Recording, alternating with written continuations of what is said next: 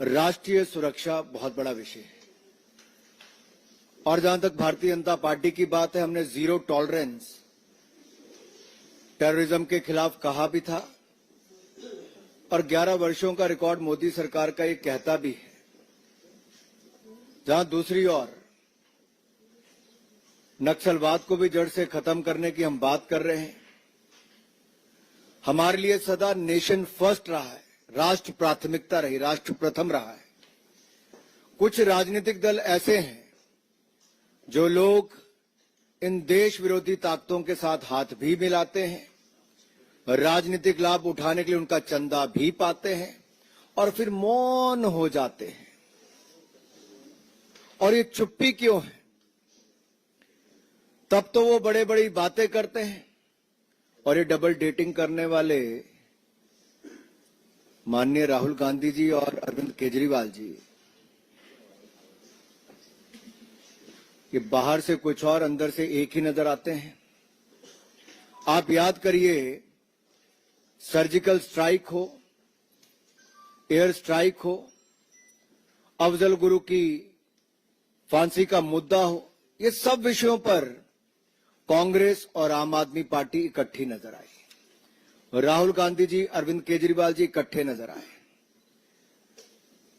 आई तो आम आदमी पार्टी कांग्रेस के घोटालों की बात करके थी, लेकिन आज उनकी छाप जो एएपी है ना, वो अराजकता के लिए भी जाना जाता है, अलगाववाद के लिए भी जाना जाता है, आतंकवाद के लिए भी जाना जाता है, अफवाहें फैलाने के लिए भी जाना जाता है, अपराधियों को शरण देने के लिए भी जाना जाता है।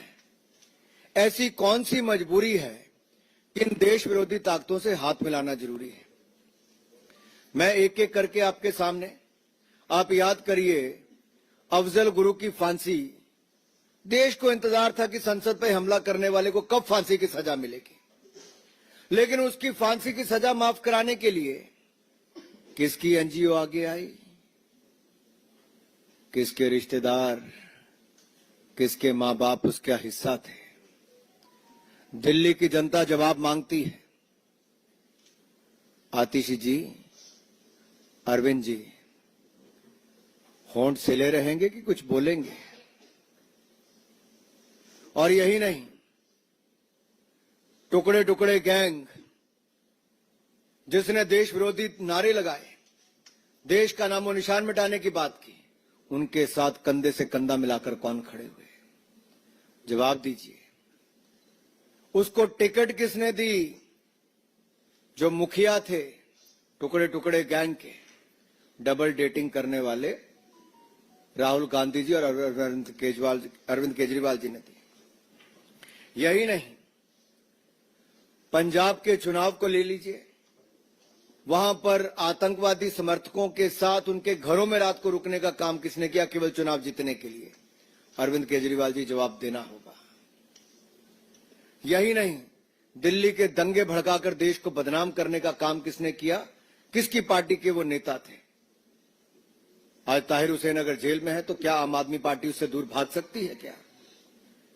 लेकिन ये वही आम आदमी पार्टी और वही कांग्रेस पार्टी है जो बाटला हाउस कांड के शहीद इंस्पेक्टर एमएल शर्मा, उनकी शहादत पर प्रश्न चिन्ह खड़ा करते हैं। बात यहीं तक रुक जाती तो अलग थी। हमने तो देश में बम धमाकों की रोक लगा दी, लेकिन दिल्ली में कुछ लोग हैं जो बम धमाकों की अफवाहें फैलाकर मां बाप को रुलाते हैं, मां बाप घबराते हैं और स्कूल बंद हो जाते हैं। नई पाठशालाएं तो नहीं खुली, लेकिन पाठशालाओं को बंद कराने के लिए बम धमाकों की तार किससे जुड़े हैं? अरविंद जी, आतिशी जी, कोई जवाब देंगे क्या? कि राहुल गांधी जी भी यहां पे चुप रहेंगे, उनसे सवाल नहीं पूछेंगे? सवाल ये खड़ा होता है कि दिल्ली में डराने का, धमकाने का ऐसे 400 बार ये काम कौन करता है? आज इस बात का जवाब देना ही होगा और फॉरेन फंडिंग जो ऐसे आतंकवादी सोच के समर्थक हैं, आतंकवादी सोच को आगे बढ़ावा देते हैं, जो हिंदुस्तान का नामो निशान मिटाना चाहते हैं, जो खालिस्तान बनाना चाहते हैं, उनसे फंडिंग लेने का भी अपराध क्यों किया?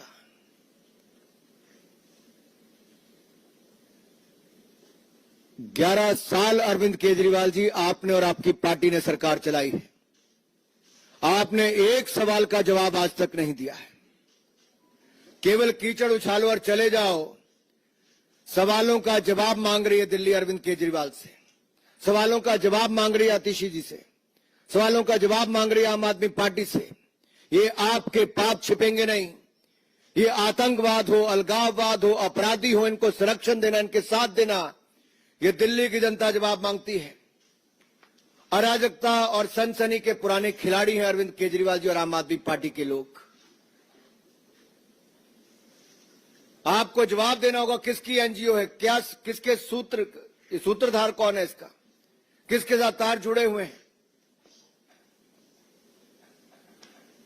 धन्यवाद। आदरणीय वीरेंद्र सचदेव जी से आग्रह है कि आप सबको संबोधित करें।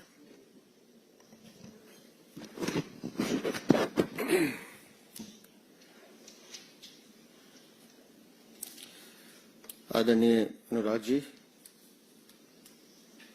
उपस्थित सभी साथी मित्रों,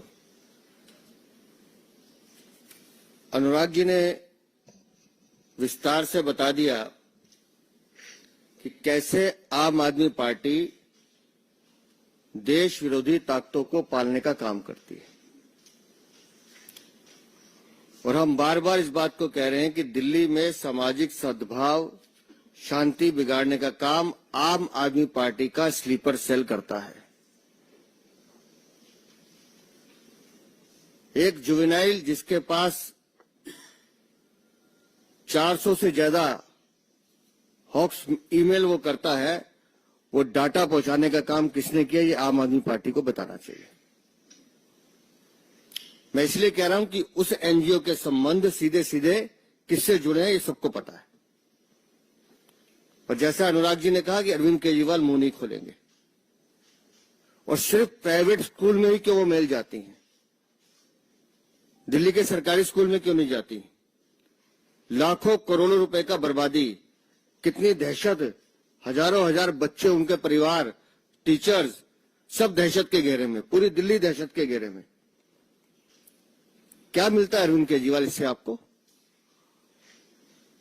क्या हासिल करना चाहते हैं आप? और ये संयोग नहीं है। दिल्ली विधानसभा का चुनाव आता है तो शाहीन बाग, उत्तर पूर्वी का दंगा आता है। अब फिर दिल्ली विधानसभा का चुनाव आ रहा है तो इस तरह के प्रपंच रचे जा रहे हैं कि किसी तरह से दिल्ली को दहलाया जाए। और किसके समर्थन में बोलते हैं आपकी एनजीओ? अफजल हम शर्मिंदा हैं, तेरे कातिल जिंदा हैं, भारत तेरे टुकड़े होंगे, इंशाअल्लाह इंशाअल्लाह। इनके समर्थन में बोलने वाली एनजीओ अगर उसके संबंध इस पूरे हॉक्स कॉल से जुड़ रहे हैं तो आप समझ लीजिए कि दिल्ली की सरकार, अरविंद केजरीवाल दिल्ली को किस दिशा में लेके जाना चाहते हैं। और आज जो एक दूसरे के खिलाफ बोलने का काम कर रहे हैं, राहुल गांधी हो या अरविंद केजरीवाल, जब ये घटना हुई थी जेएनयू वाली, उस समय राहुल गांधी भी वहीं गए थे समर्थन देने के लिए, जैसे अरविंद केजरीवाल भागे थे। और ये कोई एक घटनाक्रम नहीं है। जेएनयू की घटना पर जिस तरह से सीबीआई ने फॉरेंसिक रिपोर्ट लैब में जाके जांच करवाई थी, लेकिन दिल्ली की अरविंद केजरीवाल सरकार की जिद थी कि नहीं जी हम अपनी लैब से करवाएंगे। इन्होंने हैदराबाद की एक लैब से कराई और जानकारी मिली कि 2 उसमें वीडियो क्लिप जिसमें छेड़छाड़ की गई वो दिल्ली सरकार के इशारे पे की गई थी, जिसमें उमर खालिद और वो बाकी कामरेड नारे लगा रहे थे। कितना बचाने की कोशिश करोगे? और फिर जब उमर खालिद पे कहा कि मुकदमा चलाने की अनुमति मांगी दिल्ली पुलिस ने, तो अरविंद केजरीवाल ने फाइल दबा के रखी, अनुमति देने से मना कर दिया था। ये सब बातें रिकॉर्ड पर है। तो किसको पालना चाहते हैं आप? अवैध बांग्लादेशी रोहिंग्या, उसमें आपकी जान बचती है अरविंद केजरीवाल।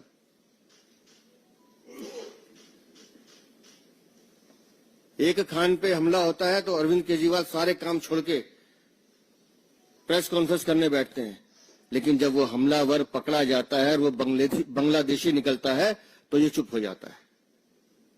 रिश्तेदार है तुम्हारा, तुम्हारे मुंह से आवाज नहीं निकल रही। अवैध बांग्लादेशी रोहिंग्या के दम पे चुनाव जीतना चाहते हो।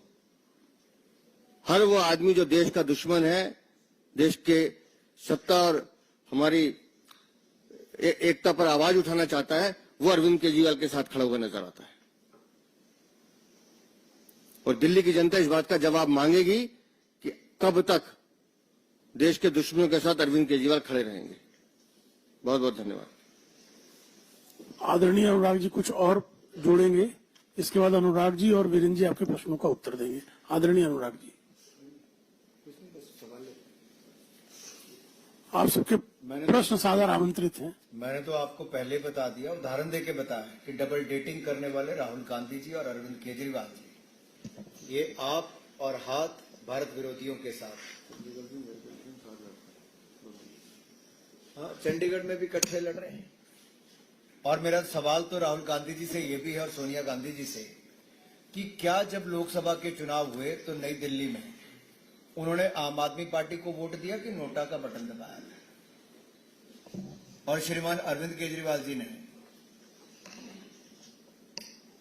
चांदनी चौक में क्या कांग्रेस को वोट दिया था कि उन्होंने भी नोटा का बटन दबाया था? तो ये तो डबल डेटिंग कर रहे हैं साहब।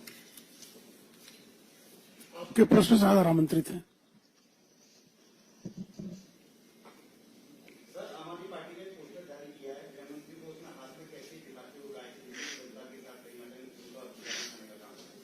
अब जितना मर्जी नीचे गिर ले अरविंद केजरीवाल जी और उनकी पार्टी, जनता मन बना चुकी है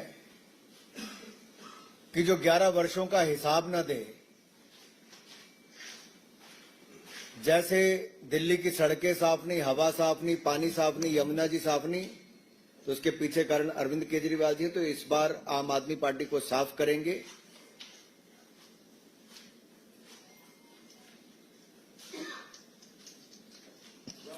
अंकित गुप्ता जी, एबीपी से। अभी जो है प्रचार तेज से पकड़ रहा है, सबके बीच में जैसी जानकारी आई कि बीजेपी के तमाम जो बड़े चेहरे चुनावी मैदान में उतरेंगे, तो योगी आदित्यनाथ का जैसे ही जिक्र आया है, आम आदमी पार्टी कह रही है कि ये बांटने की राजनीति करने के लिए ला रहे हैं, कांग्रेस कह रही है ध्रुवीकरण की राजनीति के सामने चुनाव जीतने की कोशिश। भारतीय जनता पार्टी के कार्यकर्ता चुनाव में हर जगह जाते हैं और माननीय योगी आदित्यनाथ जी तो उत्तर प्रदेश के दूसरी बार के मुख्यमंत्री हैं, लोकप्रिय मुख्यमंत्री हैं, भाजपा के वरिष्ठ नेता हैं और देश के सबसे बड़े राज्य के मुख्यमंत्री हैं।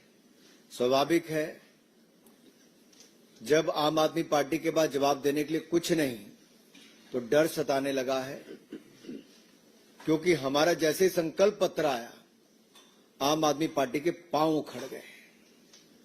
डर पैदा हो गया कि 2500 रुपए महिलाओं को हर महीने देगी भारतीय जनता पार्टी, 500 रुपए में सिलेंडर देगी भारतीय जनता पार्टी, होली दिवाली पर मुफ्त में सिलेंडर देगी भारतीय जनता पार्टी, 5 रुपए में थाली देगी भारतीय जनता पार्टी। यही नहीं, साफ हवा, साफ पानी, साफ यमुना जी और अच्छे रास्ते देगी भारतीय जनता पार्टी।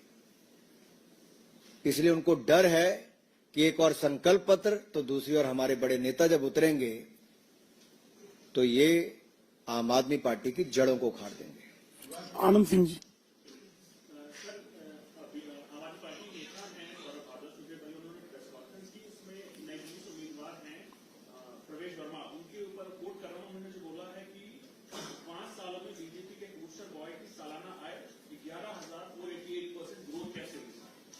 इतना बता दे अरविंद केजरीवाल, कोविड काल में 2020-21 में तुम्हारी आय 40 गुना कैसे बढ़ी? इस एक सवाल का जवाब दे दें, जवाब मिल जाएगा। सिर्फ एक सवाल का जवाब।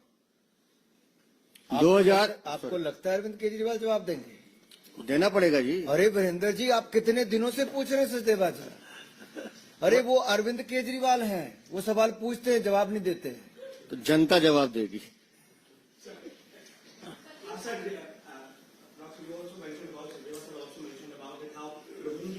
initiated by the Aam Aadmi Party that has been the allegation. After Sam Mani was attacked, we saw that Arvind Kejriwal came out in support. The opposition leaders are now, when they are asked about speaking on the Rohingya issue, that how attacker was from Bangladesh, they are attacking the government instead, be it Aam Aadmi Party Congress, saying that it's the responsibility of the central government that Rohingya should not cross over there. They're not answering on the fact that he was a Rohingya. अगर आम आदमी party जैसे राजनीतिक दल होंगे, Rohingya मुसलमान और बांग्लादेशियों को संरक्षण देंगे, तो मैं यही कहूंगा, ये वो लोग हैं जो इनको पनाह भी देते हैं और गुनाह करने के लिए पीठ पर अपना हाथ भी रखते हैं। और ऐसे राजनीतिक दलों के कारण ही जो उनके पक्ष में आकर खड़े हो गए थे पहले, आज होंठ सिल गए। ये रिश्ता क्या कहलाता है? आमोद राय जी, टीवी9 भारतवर्ष।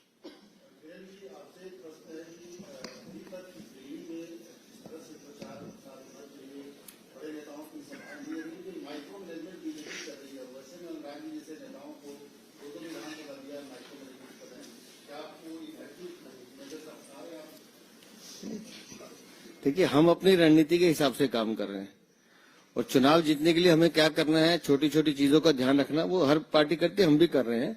और जहां तक पब्लिक सभाओं की बात है, अब धीरे धीरे